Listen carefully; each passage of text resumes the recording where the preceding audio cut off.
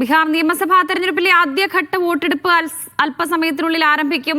45,341 polling സ്റ്റേഷനുകളാണ് ക്രമീകരിച്ചിരിക്കുന്നത്. 121 മണ്ഡലങ്ങളിലാണ് ഇന്ന് വോട്ടെടുപ്പ്. തേജസ്വി യാദവും സാമ്രാട് ചൌധരിയും ഉൾപ്പെടെയുള്ള പ്രമുഖർ ഇന്ന് ജനവിധി തേടും.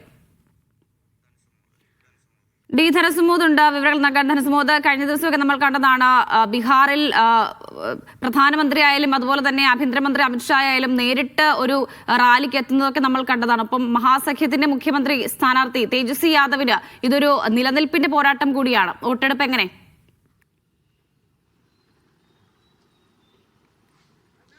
വോട്ടെടുപ്പ് ഇപ്പോൾ ആരംഭിക്കാനുള്ള തയ്യാറെടുപ്പുകൾ എടുത്തിരിക്കുകയാണ്. ഇപ്പോൾ നമ്മൾ ബീഹാറിലെ ദർഭംഗ എന്ന് പറയുന്ന സ്ഥലത്താണ് നിൽക്കുന്നത്. ദർഭംഗയിലെ ഒരു വോട്ടെടുപ്പ് കേന്ദ്രത്തിലാണ് ഇപ്പോൾ ഉള്ളത്. ഇവിടെ കനത്ത സുരക്ഷ അടക്കമുള്ള കാര്യങ്ങൾ എല്ലാം ഏർപ്പെടുത്തി കഴിഞ്ഞിട്ടുണ്ട്.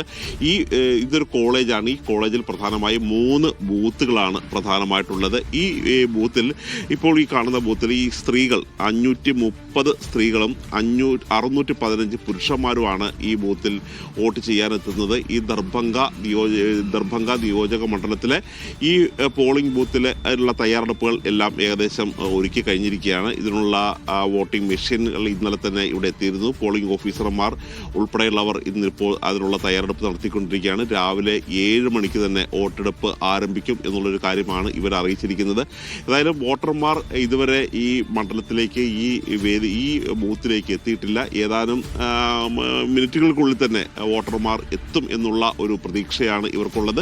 ആദ്യം ഇതിൻ്റെ ഒരു മോക്ക് പോളായിരിക്കും സംഘടിപ്പിക്കുന്നത്.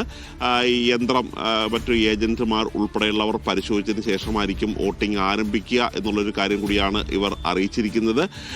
ഇവിടെ ഇതിനകം തന്നെ ഇന്നലെ രാഹുൽ ഗാന്ധി പൊട്ടിച്ച ഹൈഡ്രജൻ ബോംബിൻ്റെ ഒരു പ്രത്യാഘാതം എത്രത്തോളം ഉണ്ടാകും എന്നുള്ള ഒരു ആശങ്ക തന്നെയാണ് BJP ഉൾപ്പെടെയുള്ള മുന്നണിക്കുള്ളത്.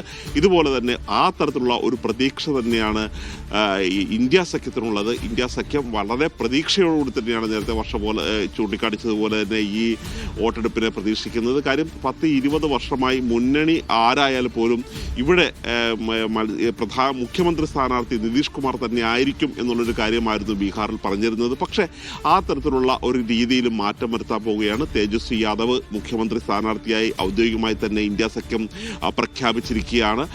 നിതീഷ് കുമാർ ഔദ്യോഗികമായി പ്രഖ്യാപിച്ചില്ല എന്നുള്ളൊരു കാര്യമായിരുന്നു പ്രധാനമായും ഇന്ത്യ സഖ്യം ചൂണ്ടിക്കാട്ടിരുന്നത്. ഒടുവിൽ സമ്മർദ്ദം സഹിക്കവയ്യാതെ നരേന്ദ്രമോദി എത്തിയതിനു ശേഷം നിതീഷ് കുമാറിന്റെ നേതൃത്വത്തിലായിരിക്കും തെരഞ്ഞെടുപ്പ് നേരിടുക എന്നുള്ളൊരു കാര്യം പറഞ്ഞെങ്കിൽ പോലും ഞങ്ങളുടെ മുഖ്യമന്ത്രി സ്ഥാനാർത്ഥി നിതീഷാണ് എന്നുള്ളൊരു കാര്യം പറയാൻ ഇതുവരെ തയ്യാറായിട്ടില്ല.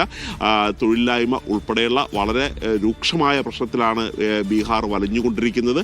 ഒരു വീട്ടിൽ ഒരാൾക്ക് എങ്കിലും സർക്കാർ ജോലി നൽകും എന്നുള്ള ഒരു തേജസ്വി യാദവിൻ്റെ വാഗ്ദാനമുണ്ട്. തേജസ്വി യാദവ് രാഘോപൂറിലാണ് മത്സരിക്കുന്നത്. അദ്ദേഹത്തിൻ്റെ ഈ ലാലു പ്രസാദിൻ്റെ മറ്റൊരു മകനായ തേജ് പ്രതാപ് മത്സരിക്കുന്നുണ്ട്. ഇതിനകം തന്നെ ചില മണ്ഡലങ്ങളിൽ വലിയ സുരക്ഷാ വീഴ്ച ഉണ്ടാകും എന്നുള്ളൊരു മുൻകൂട്ടി കണ്ടതുകൊണ്ട് വലിയ സുരക്ഷ തന്നെയാണ് ഒരുക്കിയിരിക്കുന്നത്. കാര്യം പ്രശാന്ത് കിഷോറിൻ്റെ ജൻസുരാജ് പാർട്ടിയുടെ അദ്ദേഹത്തിൻ്റെ ഒരു കാൻഡിഡേറ്റിനെ അവിടെ വെടിവെച്ച് കൊലപ്പെടുത്തിയിരുന്നു. അതിൽ ഒരു RJD നേതാവ് ഇപ്പോൾ ജയിലിനുള്ളിലാണ്. മാത്രമല്ല മൈഥിലി താക്കൂർ എന്ന് പറയുന്ന ഒരു BJPയുടെ ഒരു കാൻഡിഡേറ്റ്, അവർ ഒരു ഭോജ്പുരി നായിക, ഒരു ഗായിക കൂടിയാണ്. അവർ ചൂണ്ടിക്കാണിക്കുന്നത് അലിഗർ എന്ന് പറയുന്ന മണ്ഡലത്തിലാണ് അവർ മത്സരിക്കുന്നത്. ആ മണ്ഡലത്തിൻ്റെ പേര് മാറ്റും എന്നുള്ളൊരു കാര്യമാണ് പറയുന്നത്. അങ്ങനെ പലപ്പോഴും ഒരു ജനകീയ വിഷയങ്ങളിലേക്ക് ചർച്ച കൊണ്ടുപോകാതെ ഇത്തരത്തിലുള്ള മണ്ഡലത്തിൻ്റെ പേരുമാറ്റം ഉൾപ്പെടെയുള്ള മോഹൻ നഗർ ആക്കുമെന്നാണ് പറഞ്ഞിരിക്കുന്നത്. ഇത്തരത്തിലുള്ള കാര്യങ്ങൾ മാത്രമാണ് BJP മുന്നോട്ട് വെക്കുന്നത്. പക്ഷേ ജനകീയ വിഷയങ്ങൾ ഉയർത്തിക്കൊണ്ട് ഇത്തവണ തെരഞ്ഞെടുപ്പ് വിജയിക്കും എന്നുള്ള ഒരു പ്രതീക്ഷ തന്നെയാണ് ഇന്ത്യ സഖ്യത്തിനുള്ളത്.